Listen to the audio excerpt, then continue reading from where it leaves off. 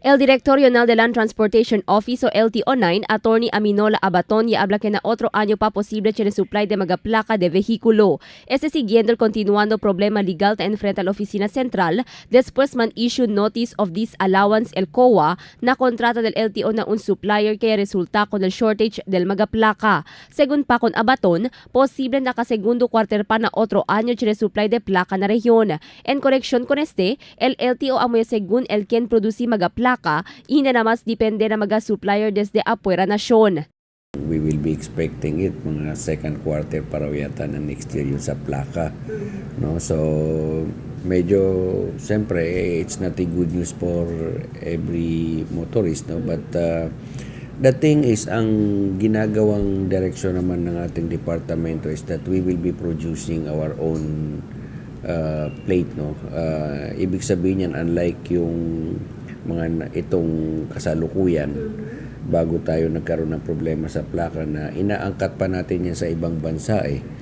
So, nakita ng department na instead of addressing the problem artificially, ang tinitingnan nila by next year is that una is to terminate the contract and probably for the LTO to produce yung kanyang plaka na mismo.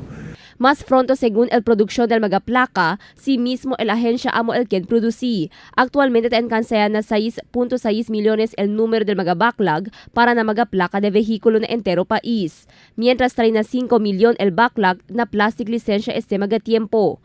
Na Rehiyon 9 en particular, ten kansaya na 13,000 el número del backlog para na mga plaka, mientras 10 para 12,000 el backlog na mga plastic lisensya.